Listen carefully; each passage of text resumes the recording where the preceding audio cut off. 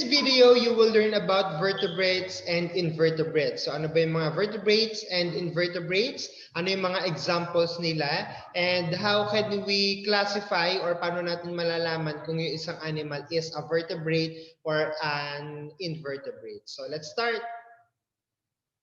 So first muna, ano ba yung mga vertebrates? So vertebrates are animals that have a backbone or vertebrae, okay? So di ba pinag-aralan nyo dati sa skeletal system, yung backbone o kaya yung spinal column. So yung buto natin sa likod is called the vertebrae.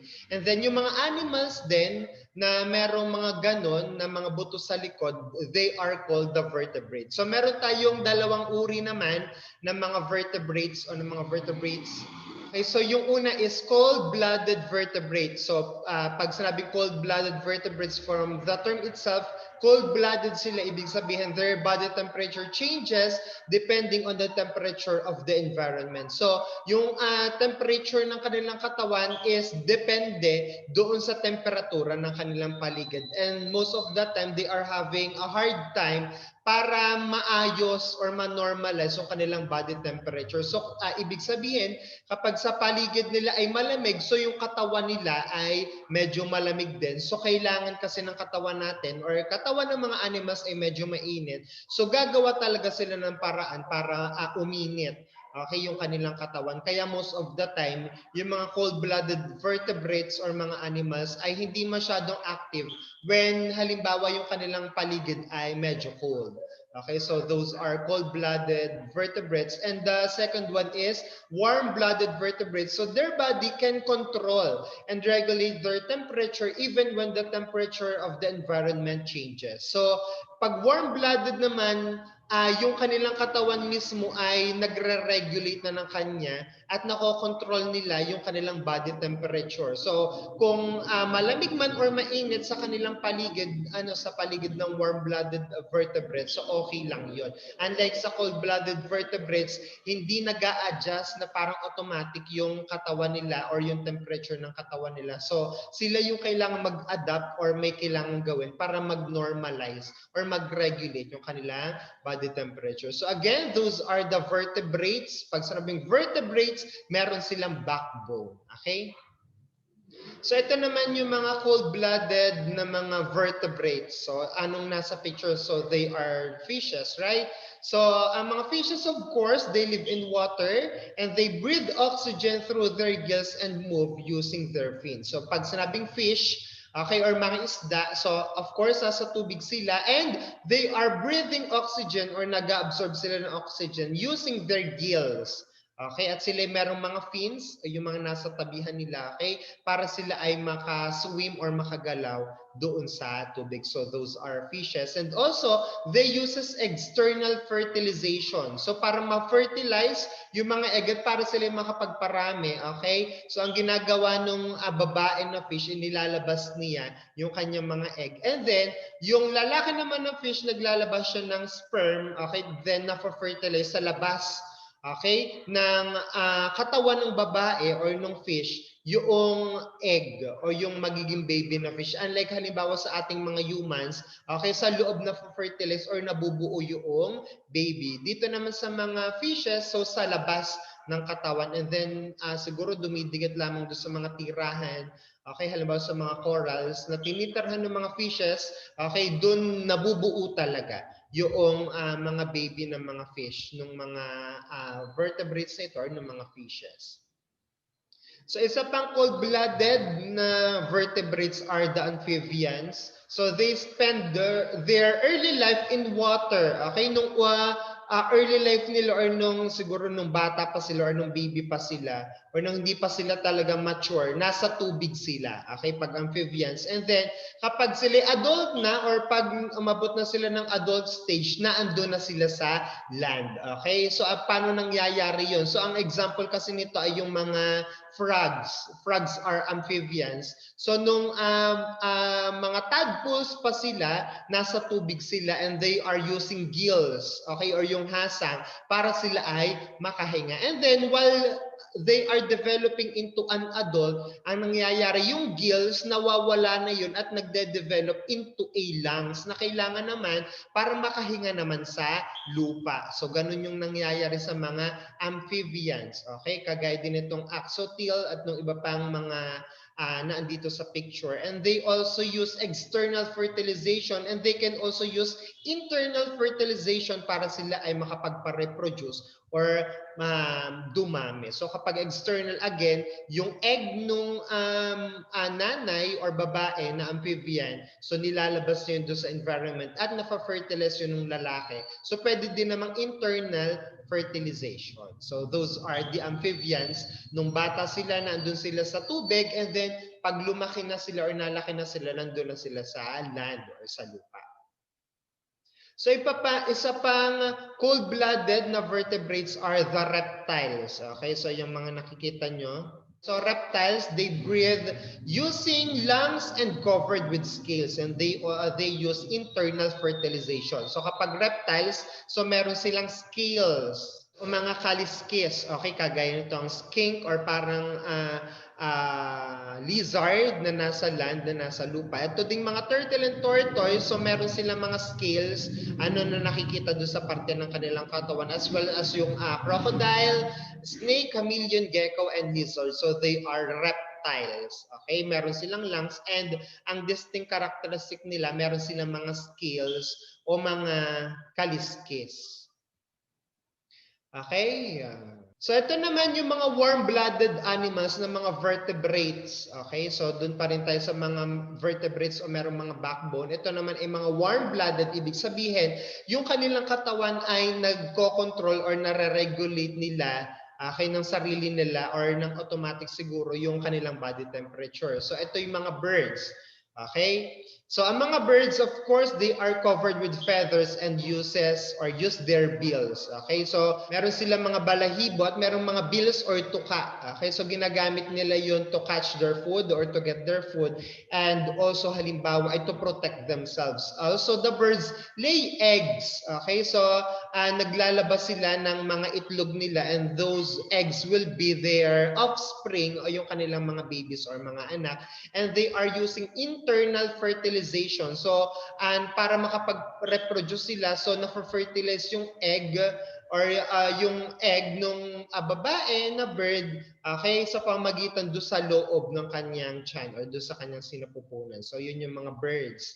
Then, meron din tayong mga mammals. Okay, so mammals are covered with fur o kaya naman ay skin and have their teeth for chewing, and they have lungs for breathing. So, ang mga mammals, ayan nakikita nyo, they are covered with fur o mga balahibo, and they can also be covered with skin. Okay, tayong mga tao, ang mga humans are mammals, and they have teeth for chewing. So, mga ngipin na ginagamit sa pagmuya, and lungs ang ginagamit natin for breathing. And also, isa pang distinct characteristic ng mga mammals, merong yung mga female na mga mammals have mammary glands na ginagamit naman para makapaglabas ng milk para mainom or ma-feed noong mga bata or mga baby ng mga mammals. And we also use internal fertilization.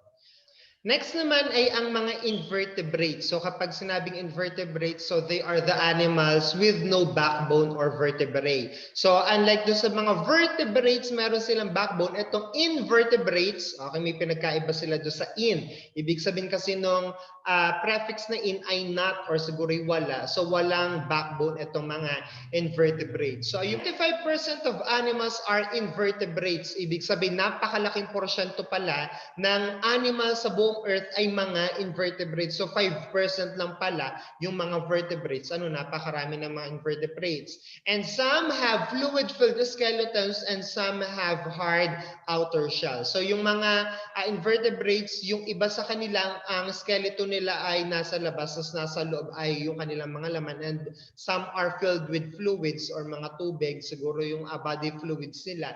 And yung iba naman ay merong outer shell na matigas. So alamin natin kung ano-ano ba yung mga yon.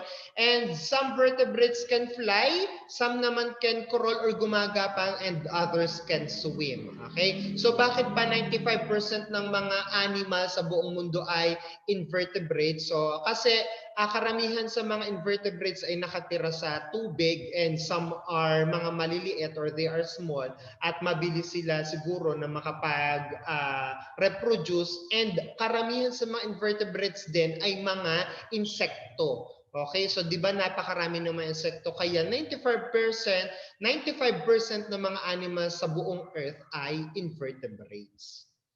Okay, so here are the other invertebrates or mga kinds ng invertebrates. So first one natin ay sponges. Okay, so sponges have irregular shape. Kagaya nga niyang nasa picture, iba-iba ng shape. Meron pa parang tube, meron naman parang bilog, and then itong isa na kulay yellow para siyang plate, or parang a bowl. Ang mga sponges have pores in their body where water enters. Kaya sila tinawag na sponges. Okay, di ba kagaya ng panghugas ng pinggan, that is a sponge. Meron yung mga pores kagaya nitong mga sponges ng mga animals or invertebrates or mga butas sa kanilang katawan na doon dumadaan yung kanilang mga o yung mga tubig.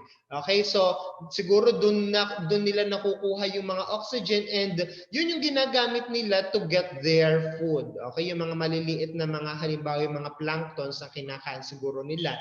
And they stays in one place. Okay, sa isang lugar lamang sila nag-stay. Kagaya nga nitong mga sponges na ito na parang mga corals. So they are animals. Okay, hindi sila umaalis sa kanilang tayo, nakafix sila doon and they can reproduce either sexually or asexually. So pwedeng pag sexually gumagamit ng female and male gametes or panglalaki or pambabae ng mga cell para mag-fertilize at makabuo ng bagong sponge. O kaya naman asexually, halimbawa ay natanggal yung isang part niya so that can develop into a new sponge or bago pang isang individual. So those are sponges. Next naman, isa pang invertebrate, o di ba yung sponge kagaya nitong cnidarians, wala silang mga backbone, wala silang parang buto sa likod na nagsusupport sa kanila. So itong cnidarians, they have a jelly-like bodies. Okay, kagaya nito, itong nasa unang picture. So yung mga jellyfish are cnidarians. Ito pang isang uri ng coral ba yata ito, and then ito pa, and then ito.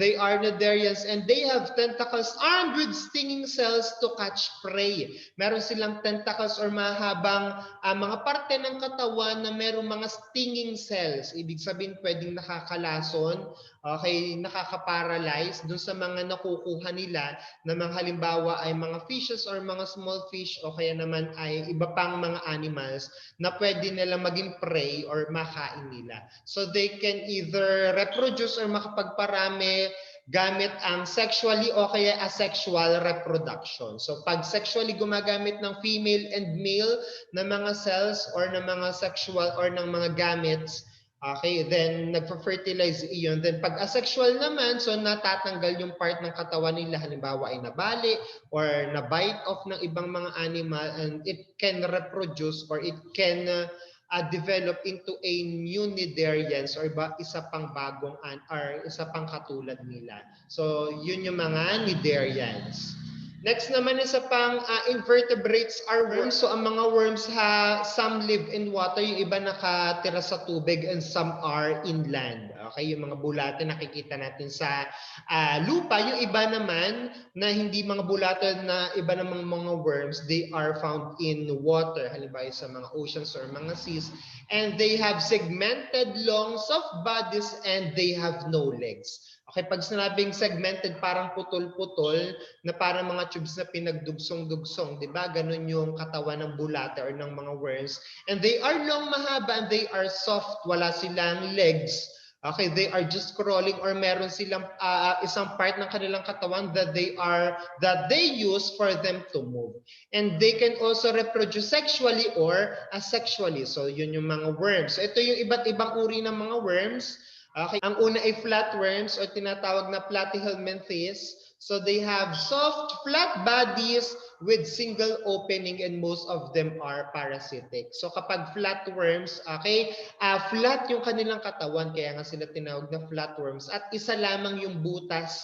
okay, ng kanilang katawan na ginagamit nila sa pagkain at doon din lumalabas. So kanilang mga fluids na nagawa or dumi, okay, na nagawa ng kanilang katawan. And most of them are parasitic. Okay, kagaya nitong tapeworm. So makikita siya, halimbawa sa ating mga humans, merong mga tapeworms. Mahabang mahaba yan na para siyang tape kasi na flat. Okay, na matatagpuan sa ating mga intestines. Okay, nakukuha yung mga worms na mga ganyan na parasitic, halimbawa sa mga nakakain natin or kapag sa mga bata ay madalas na nagsusubo ng kamay o kaya ay nagsusubo ng mga maduduming bagay. Okay, so nagkakaroon ng mga parasitic na mga flatworms. So ito namang marine flatworms and freshwater planarians. So mga nakatira naman sila sa mga tubig. Okay, yung mga tinatawag natin mga sea slugs. Okay, so yun ay mga flatworms. Okay, sa pang-uri ng worms are segmented worms or mga annelids. So they have their bodies are divided into sections by thin sheets or mga septa. Okay, yung kanilang katawan ay may layer. Okay, sa loob, ang tawag doon ay mga septa. And they have hairlike structures o yung mga setae na ginagamit nila sa paggalaw. Okay, yung mga segmented worms are yung earthworm, leech, or linta and nereis, okay, matatagpuan niyo sa lupa. So those are the segmented worms. Okay? So kung makikita niyo tong earthworm, 'di ba, parang may pinagdugsong-dugsong na mga sa part ng kanyang katawan. So yun yung mga segments.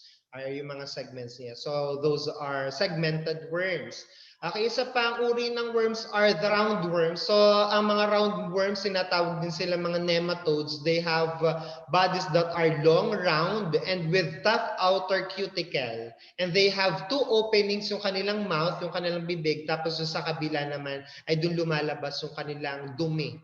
Okay, so yung mga roundworms. So, ang mga roundworms ay itong mga nasa picture, ay yung hookworm at saka yung roundworm na matatagpuan sa yung bulate sa ating tiyan or bulate sa mga tiyan kalamitan ng mga bata. So yung roundworms, ayan yung parasite na nasa mga intestines. Okay, so kapag pinupurga, nalabas iyan. And then ito naman mga hookworm, makikita yan or nakaka-apekto yan sa mga tao doon sa kanilang mga paa or kamay. Okay, na halimbawa yung isang bata or tao ay laging apak. Okay, so pwedeng magkaroon ng hookworm siya sa paa niya o kaya naman ay sa kanyang kamay kapag lagi siyang hindi halimbawa nakachinelas or laging ang kanyang kamay ay nakadikit sa lupa. Okay, so pwedeng magkaroon ng hookworm. So kailangan talaga nagchichinelas or hindi lagi nagkukutkot ng mga lupa or gumagamit ng gloves kapag merong kinukuha or gumagamit tayo ng lupa. So yun yung mga worms. Then ito naman ay mga echinoderms. So echinoderms have spiny skin. Okay, pag spiny, ibig sabihin mga tusok-tusok sa kanilang katawan, and some have 5 arms. Yung iba 5, mayroon silang 5 mga arms, and some have bumps all over their bodies. Yung iba may tusok-tusok, yung iba ay 5 yung kanilang mga arms, o kaya naman ay mayroong mga bumps o mga umbok sa kanilang katawan. Kagaya nitong letter A, ayan, meron siyang mga bumps. Okay, sa kanyang katawan, ito na mga sea urchins, they have spines in their skin, and itong mga merong mga arms, they are yung mga starfishes or mga starfish, and they crawl in the bottom of the ocean. So gumagapang lamang sila doon sa ilalim ng karagatan or sa mga dagat. Okay, so kapag nasa mga beach or dagat, kung may nakikita kayo ng mga sea urchin, so delikadong matapakan yung mga yun kasi yung meron silang mga poison sa kanilang mga katawan or do sa mga halimbawa do sa mga spikes nila sa mga pantusok nila. And then also kung hindi naman mapo-poison kasi di ba yung nandun sila sa mga tabi ng mga ocean or ng mga dagat, ay medyo minsan madumi doon. So kung natusok ka or yung paa mo noon tas hindi agad nahugasan, so pwede din naman may infection. They are the echinoderms. Next one naman are mga arthropods. So yung mga arthropods, they have segmented bodies and jointed legs. Okay, mga pinagdugsong din yung kanilang mga katawan, and they have jointed legs, and some of them has 6 or more legs, or they have 6 or more legs that can also be used for moving or sensing. Ginagamit nila yung kanilang 6, kapag arthropods, 6 ang kanilang mga legs or mga paa. At ginagamit nila yun sa paggalaw, paglakad, o kaya pagtalon, and they use them for sensing para makasense sila sa kanilang paligid kung meron bang mga gustong kumain sa kanila or meron silang mga prey or nandun yung kanilang mga makakain, and they also have exoskeleton. Okay, kapag sinabing exoskeleton, skeleton means yung sumusupport sa kanilang katawan, kagaya natin may skeleton tayo or buto sa loob ng ating katawan. Ang exoskeleton, yung kanilang pangprotekta sa kanilang katawan or parang buto nila ay nasa labas ng kanilang katawan. Okay, bumabalot yun sa kanilang katawan yung matigas na bagay na yun. So that is the exoskeleton. So ito yung mga uri ng arthropods. So meron tayong mga insects. Insects are arthropods. Ayan. Most numerous of all animals ang mga insekto. Sila yung pinakamarami. Yung mga insekto ng mga arthropods. And their bodies are divided into head, thorax, and abdomen. So yung katawan ng mga arthropods ay nahahati or segmented into 3 parts. So head, yung ulo, yung thorax ay yung katawan nila o yung bandang gitna. Okay, kagaya ito sa thrips, di ba? Ito yung kanyang head. Itong kasunod na head na segment ay yung kanyang thorax, and then itong nasa dulo ay yung kanyang abdomen. Kagaya din itong sa ant. Ayun, di ba? Makikita mo yung tatlong bahagi ng kanyang katawan. So yung una ay head, itong gitna ay thorax, and then itong nasa dulo ay yung kanyang abdomen.